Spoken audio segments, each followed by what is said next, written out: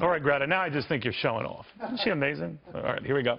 Well, you might have heard the Ayatollah was meeting with some of the Revolutionary Guard forces in Iran. No big deal, right? He meets with them all the time. But he was particularly heaping praise on the ones that nabbed these 10 U.S. Navy sailors and got them to apologize last week. Like they were heroes of the country. I'm sure KIRK Lippold heard that, the former USS Cole commander, and had a few choice thoughts. What you can say, because you're not on tape delay, Commander, what you can say about that meeting. I think in the face of this deal we've arranged between our two countries, timing is odd, don't you think? Well, the timing is not just odd, Neil. It's the fact that clearly the Ayatollah knows where his bread gets buttered and where his military support comes from. He wants to make sure that the Iranian Republican Guard is fawned upon because, let's face it, they're the underpinnings for him. They're the ones that are going to keep the Ayatollahs in power. They're the gatekeepers and the guards to the kingdom that they're trying to push off everyone else. You know, Commander, it's odd because this occurs on the same day we get wind of the fact that the Iranians now, with some of that free sanction dough, a couple of $1 billion bucks, they're immediately going out to Europe and buying a bunch of Airbus jets, not Boeing jets, we might point out. I'm sure to a lot of our companies it would look like blood money, so be it. But then they start cozying up to the Chinese, and I'm just thinking to myself, all right, that's 3 weird events in little more than 24 hours. What do you think?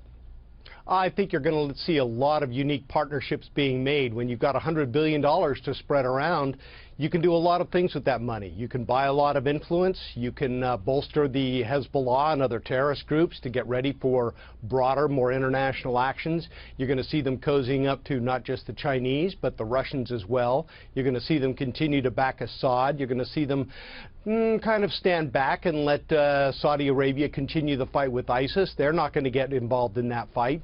They're going to continue to bolster Hamas, which is trying to destroy Israel.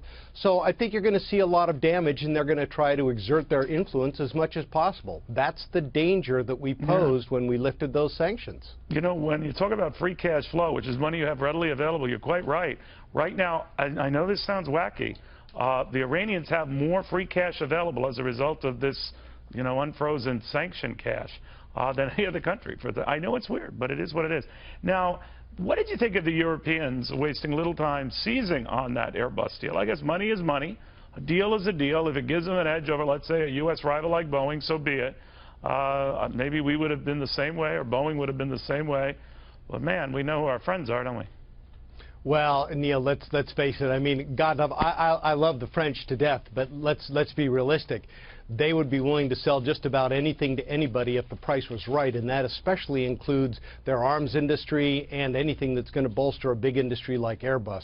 So it's clear that the Europeans, while they'll talk out one side of their mouth about human rights, they're more than willing to sell their soul in order to make a buck out of it as well. All right, Commander, thank you very, very much. You behaved today. I'm very impressed by that. But I do my best, you know. I mean, we just got over a huge storm, so we're recovering. So you're a little weary here. I got you on a weak moment. Commander, thank you very much, and for your service to this fine country.